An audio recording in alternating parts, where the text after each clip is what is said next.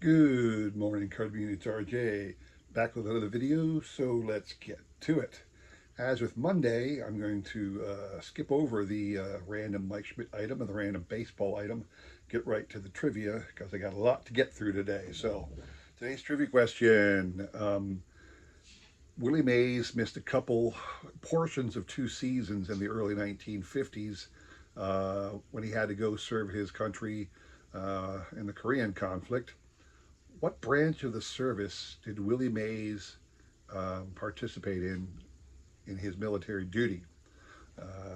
What you're playing for on that question is from, I believe it was 2021, the Topps Inception card, Shane Bieber, numbered out of 150. Take a look at that beauty there. All right.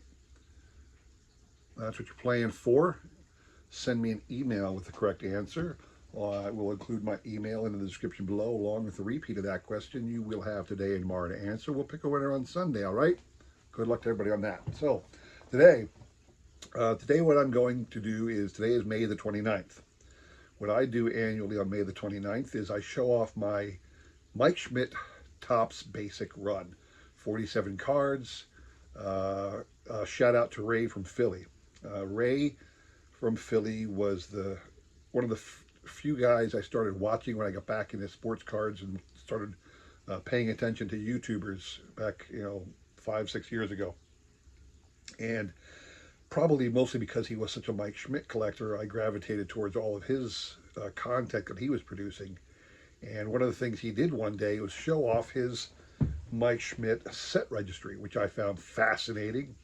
And I decided to put together my own set registry. And it's a pretty good set registry. I can't remember where I rank, but I'm not in the top 10. My goal is to get into the top 10, but it's difficult because I think a lot of people who collect Mike Schmidt, believe it or not, there's a couple who have all 10s across the board. And even into the 70s, there's a lot of people who got PSA 10s.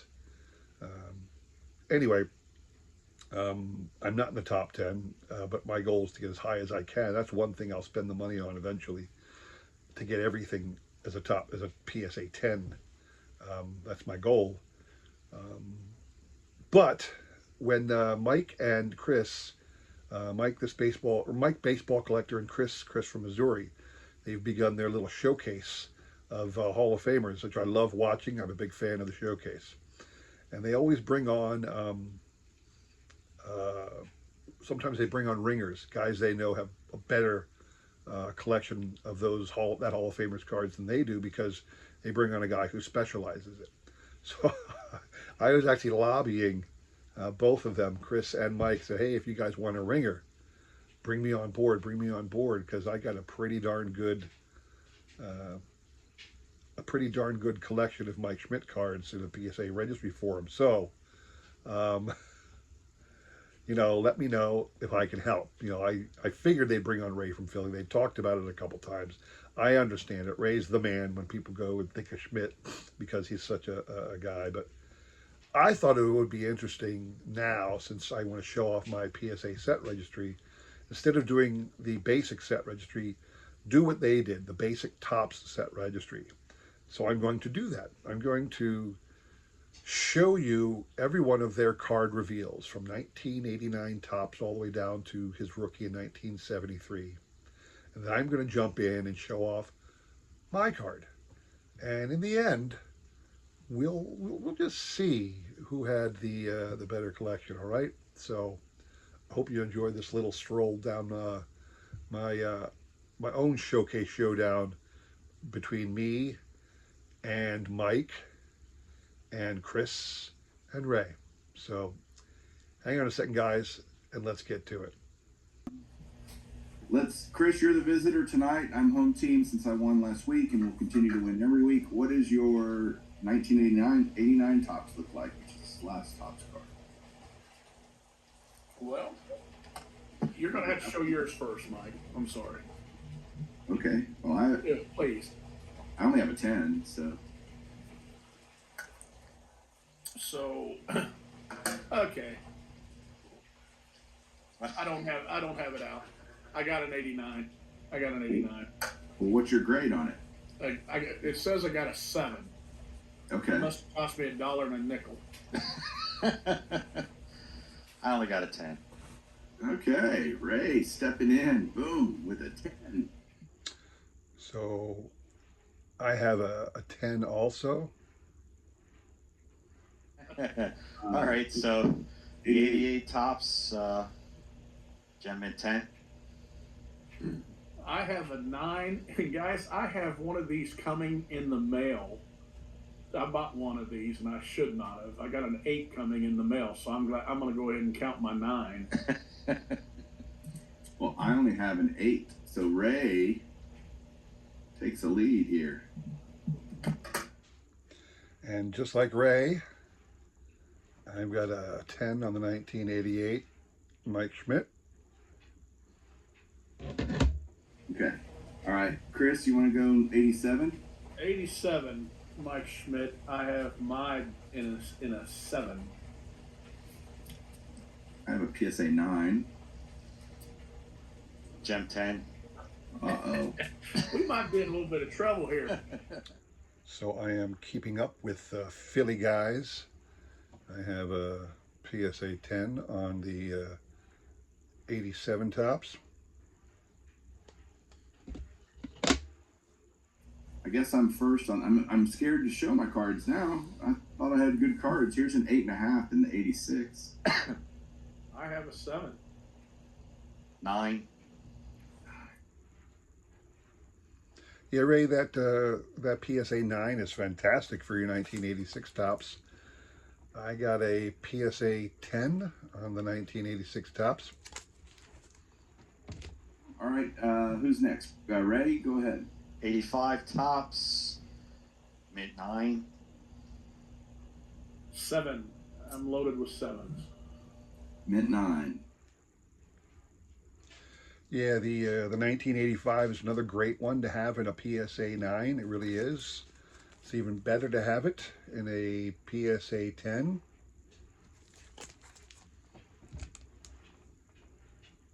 All right, So, 84. It's 84. Guys, I have one coming back in an 8, but I went ahead and found this one.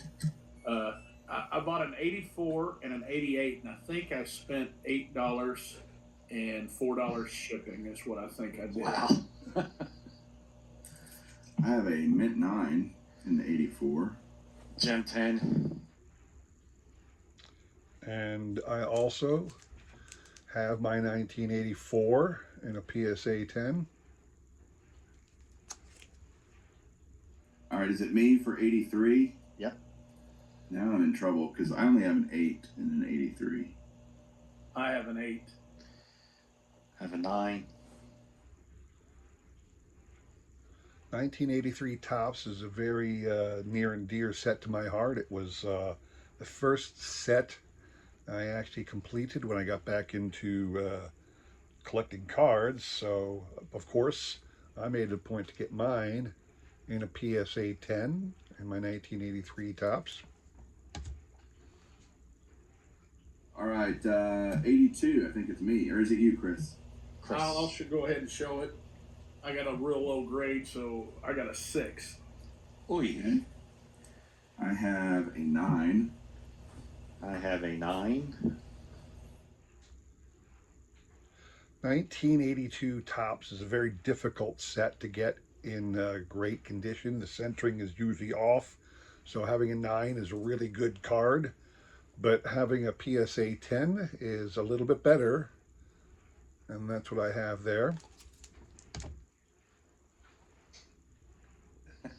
Okay, 81. And he has an 87 Topps All-Star card. And I think an 88 Topps All-Star card. So, That'd be true. all right. 81, I loved. I like all his cards. I have an 8 in the 81. That's a tough card with the slim borders. I have a 9. Well, don't look at the slab, Mike, but I got a 10.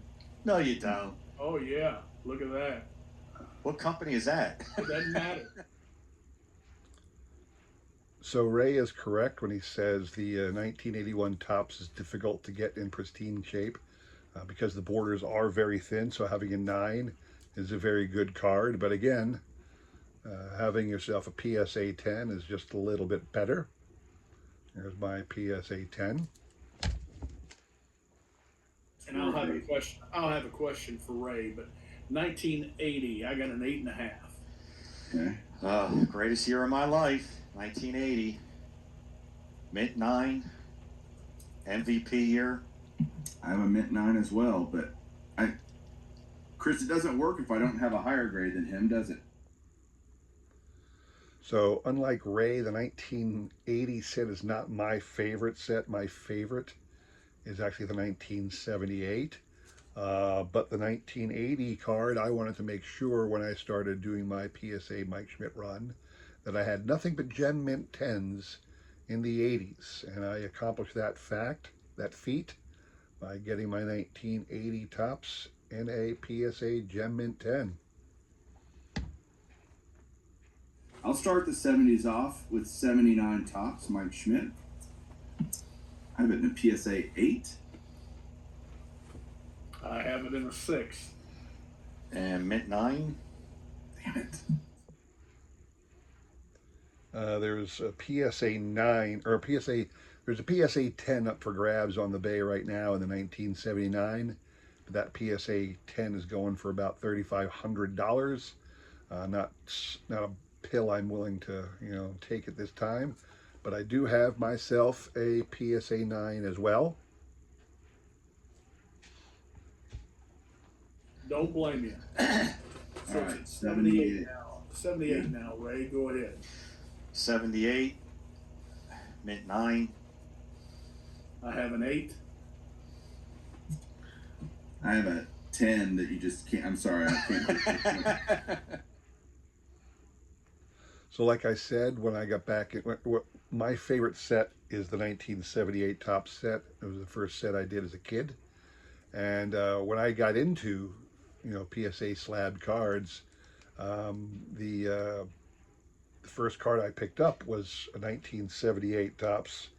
I got it for $25 only, but it was a PSA 9 at the time, and it still is a PSA 9. Only cost me $25 back then. That was just before COVID hit. Yeah. Okay, 77, one of my favorite Mike Schmidt cards. Yeah. I have mine. Mine's in a 6. I have a 7.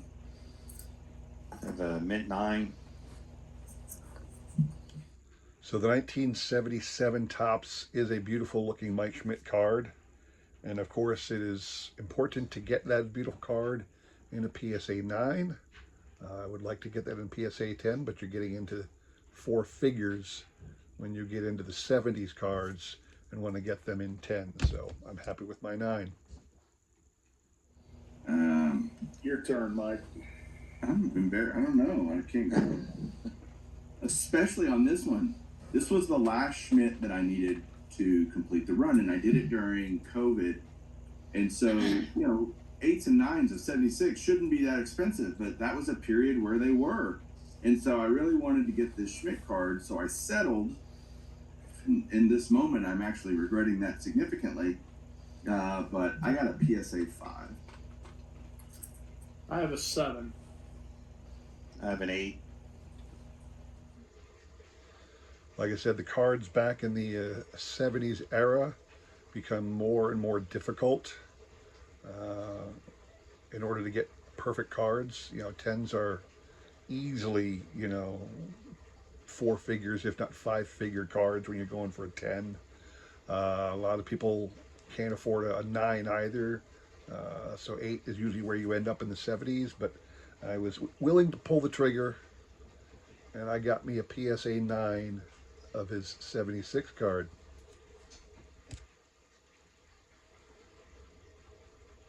All right, Ray, 75.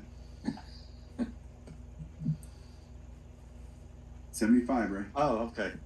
75, 8. I have a 7.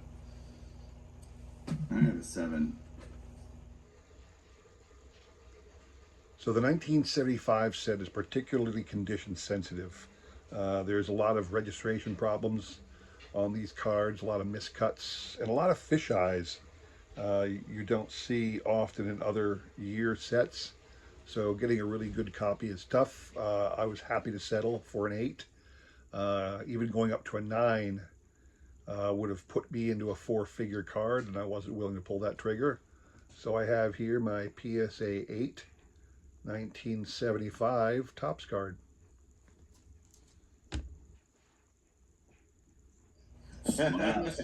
I guess I'm up with a 74. Yep. Yep. So 74 out of 5. I have an 8. It's my Nice. favorite Schmidt card. I have an 8. And like I said, PSA 9s can get pricey when you get into the 70s. But for some reason, perhaps the condition of the cards, or the maybe they took a little better time in the 1974 set, but turns out a PSA 9 in the 1974 wasn't that big a lift for me. PSA 9 1974 Topps.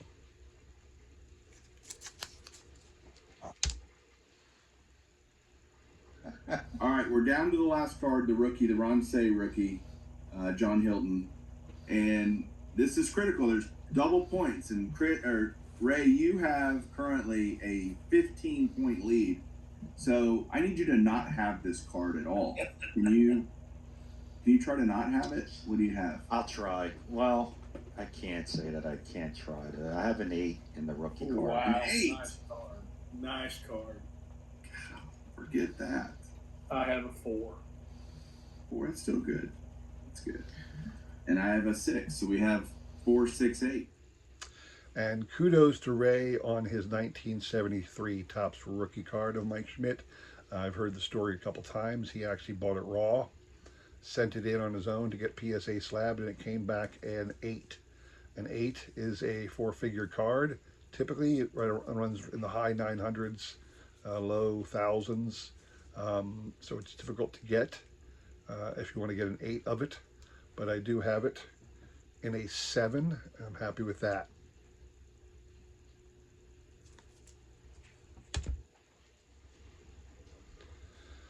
So that is my Topps Basic Set Registry in comparison to the guys over at Mike and Chris's Showcase and their guest appearance with Ray doing the Mike Schmidt run. It was Ray who got me into, like I said, Ray who got me into doing the Mike Schmidt run. So shout out to Ray. Please check out his channel. He's awesome. But by my count, if we're doing the count, I got the cards other than his rookie card. I had 8 more points. I had 8 cards that were a little higher than Ray's. But Ray's rookie card, because it's worth double the point, takes me down to a +6 differential. So yeah, I just wanted to show off those cards. I hope you enjoyed that. If you did, please consider like, subscribing, commenting, all that jazz. I really do appreciate it.